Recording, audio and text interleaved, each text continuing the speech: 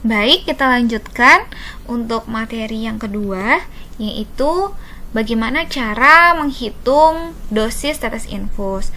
Kenapa kita harus bisa sebagai apoteker menghitung dosis tetes infus? Karena nanti kan di infus kita bisa, perawat itu kan biasanya masukin obat tuh. Nah, kita sebagai apoteker tuh harus siap, jadi harus tahu obat itu harus habis tuh berapa lama. Jadi dengan infusnya dia nanti habis berapa lama misalnya gitu. Dan infus pun sebenarnya yang bertanggung jawab itu adalah apoteker, walaupun kebanyakan memang yang menghitung tetes infus adalah perawat, tapi kita tidak bisa, karena yang sebenarnya bertanggung jawab itu adalah apoteker. Nah, ini untuk yang akan bekerja di rumah sakit juga harus benar-benar diperhatikan.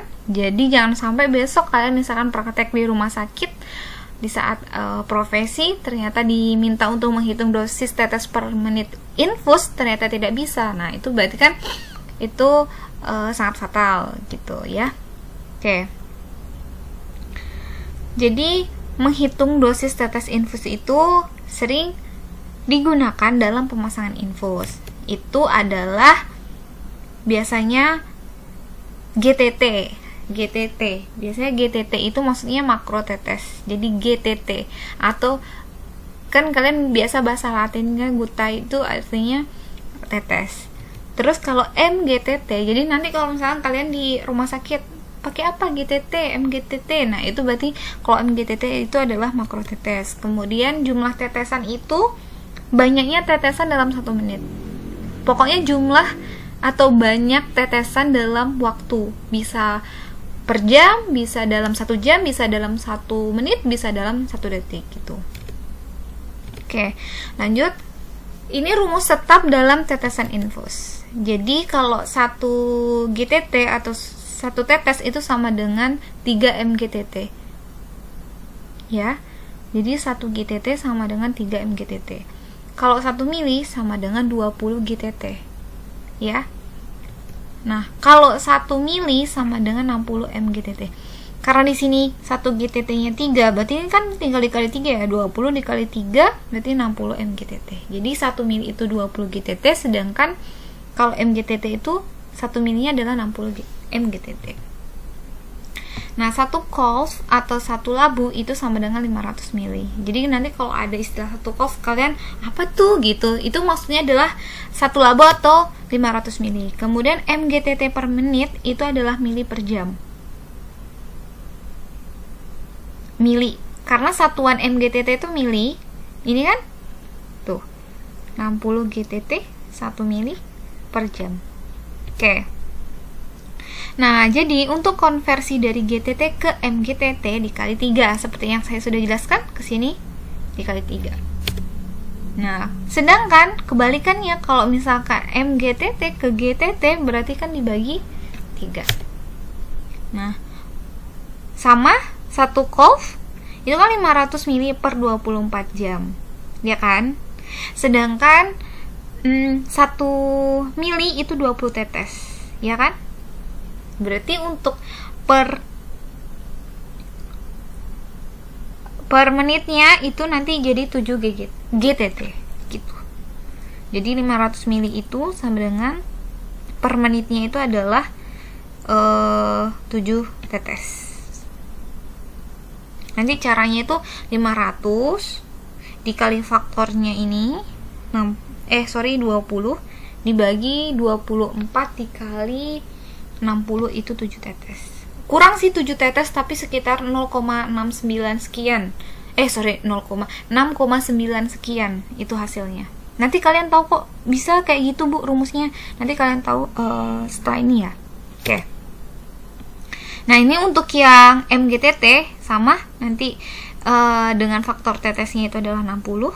Jadi hasilnya adalah 21 MGTT. Nanti kalian tahu kenapa ini hasilnya 7, ini kenapa hasilnya 21. Oke, lanjut. Ini rumus dasar dalam jam. Jadi kalau misalkan dia minta satuannya itu dalam jam, itu seperti ini. Nah, jumlah tetes per jam itu sama dengan jumlah kebutuhan cairan. Misalkan kayak tadi infus 500 mili, terus dikali faktor tetes. Jadi faktor tetesnya ini ada makro, ada mikro. Per waktu, waktunya berapa jam, dibagi waktu. Itu adalah jumlah tetes per jamnya. Oke, sekarang untuk rumus dasar per menit. Tadi per jam, sekarang dalam menit. Nah, sama saja, cuma di sini bedanya dikali 60. Karena kan minta satuannya ke menit. Jadi nanti misalkan 24 jam, berarti 24 dikali 60. Ya kan? Karena 1 jam itu 60 menit. Gitu. Nah, ini faktor tetes yang saya sudah jelaskan tadi. Jadi faktor tetes di sini, nih, kalau kalian penasaran ini faktor tetes itu apa? Kalau misalkan untuk orang dewasa, ini tergantung mereknya kadang ya. Tapi kita secara umum aja untuk faktor tetes yang drip makro, jadi makro untuk orang dewasa. Jadi apa sih lubang infusnya itu dia lebih besar. Karena lebih besar otomatis kan jumlah cairan yang keluar itu lebih banyak. Jadi dia itu faktor tetesnya 20. Sedangkan kalau anak-anak kecil, jadi untuk dia habisin 1 mili itu lama. Jadi dia butuh, kalau di sini dia butuh 20 tetes per mili. Jadi dia cukup 20 kali jatuh baru dia 1 mili. Sedangkan kalau anak-anak, karena dia dripnya mikro, lubangnya kecil, jadi butuh 60 tetesan baru dia sejumlah 1 mili. Makanya faktor tetesnya ini tergantung ini untuk orang dewasa atau untuk anak-anak gitu. Jadi karena ini, misalkan kalian mau menghitung, misalkan infus 500 mili, kalian mau menghitung infus 500 mili mau dihabiskan dalam waktu 2 jam, tapi dalam waktu menit, jadi satuannya menit. Berapa tetes per menitnya? Jadi nanti kan infus NaCl misalnya 500 mili dikali, ini untuk orang dewasa dikali 20 dibagi, karena tadi 2 jam berarti 2 dikali 60. Hasilnya itu adalah jumlah tetesan per menitnya. Gampang. Oke, lanjut ya. Nah, ini untuk dalam detik, tadi dalam jam, kemudian dalam menit, kemudian dalam detiknya sama saja. Rumusnya sama. Jadi tinggal dikali di sini 60 karena 1 jam itu 60 menit dan 1 menit itu adalah 60 detik. Sama saja, cuma beda satuan saja. Jadi harus diperhatikan ini yang diminta dalam satuan jam, satuan menit, atau satuan detik. Nah, sekarang contoh soal. Oke, seorang pasien dewasa datang ke rumah sakit dan membutuhkan 500 ml Ringer laktat cair. Bagaimana infus diperlukan jika kebutuhan cairan pasien harus dicapai dalam 100 menit? Jadi gini, dia itu mau pakai infus RL 500 ml, tapi harus habis 100 menit. Jadi 500 itu harus habis dalam waktu 100 menit. Yang 500 ml itu harus habis dalam 100 menit. Jadi 1 tetes per menitnya berapa? Nah, kita ingat cairannya 500 ml, waktunya 100 menit. Ini kan pasiennya dewasa nih. Jadi faktor tetesnya adalah 20 tetes. Gimana penyelesaiannya? Nah, jadi 500 ml tadi ini untuk ini jenis alat infus ya, namanya Terumo. Jadi ini kayak jenisnya atau mereknya gitu. Dia memang untuk faktor tetesnya adalah 20 tetes untuk orang dewasa. Jadi 500 ml dikali faktor tetesnya itu 20 tetes karena dewasa, kemudian dibagi dengan waktunya. Karena di sini dia sudah minta per menit dan dia sudah bilang satuannya adalah 100 menit, jadi memang kita langsung aja ke 100 menit. Jadi 100 tetes per menit. Jadi untuk menghabiskan 500 ml ini dalam waktu 100 menit dengan menggunakan tetesan makro yaitu 20 tetes per menit, berarti dia membutuhkan 100 tetes per menit. Jadi nanti kita hitung dalam 1 menit dia harus menghabiskan 100 tetes, seperti itu. Gampang ya.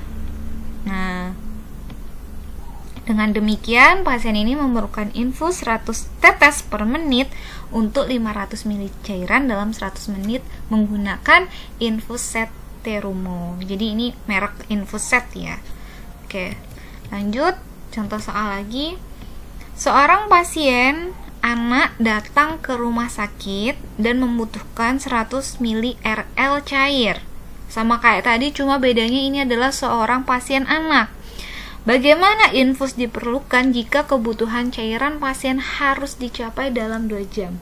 Kalau tadi dia minta dalam waktu 100 menit, kalau yang ini dia minta waktu 2 jam. Berapa ya? Nah, kita ingat cairannya ada 100 ml, yang tadi 500 ml ya, ini 100 ml dengan waktu 2 jam, yaitu berarti 2 kali 60 menit. Jadi 120, totalnya 120 menit. Dan faktor tetes 60 tetes karena ini adalah infus mikro karena buat anak-anak. Jawabannya sama kayak tadi, gampang, tinggal dimasukkan ke rumus, yaitu dengan volumenya 100 ml dengan faktor tetesnya itu adalah 60 tetes mikro, kemudian dibagi waktunya yaitu 120 menit sama dengan 50 tetes per menit. Jadi buat anak ini nih, untuk dia menghabiskan 100 ml menggunakan tetesan mikro dalam waktu 120 menit itu adalah 50 tetes per menit. Sekarang bagaimana per detiknya? Nah, kalau kalau per menit kan 50 tetes, kalau per detiknya berapa? Ya tinggal ini dibagi 60 kan? Atau di sini dikali 60. Atau ini karena kita udah ketemu hasilnya langsung dibagi 60. 50 dibagi 60 itu sekitar 0,8 sekian. Jadi 0,8 sekian tetes. Jadi nggak mungkin kan kita itu mau 0,8 sekian tetes. Gimana ngaturnya? Karena kan paling kecil itu adalah 1 tetes. Jadi kita bisa kasih 1 tetes per menit. 1 tetes per detik. Gitu. Itu bisa. Daripada waktunya lebih lama, lebih baik waktunya lebih cepat sedikit, karena kan 0,83 itu sangat sedikit ya. Jadi bisa kita bisa dibulatkan jadi 1 tetes per detik gitu. Ini untuk contoh soal berikutnya. Nah, ini untuk per detik ya. Jadi jika soal menyatakan bahwa tetesan per menit 20 tetes per menit. Jadi hasilnya misalkan setelah kita hitung, hasilnya 20 tetes per menit. Terus per detiknya berapa? Seperti yang saya sudah jelaskan, tinggal dibagi 60. Ya kan? Ini tinggal dibagi 60. Kalau sudah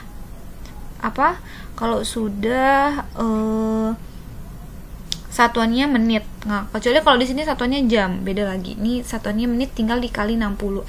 Dibagi 60. Nah, kan 1 menit 60 detik.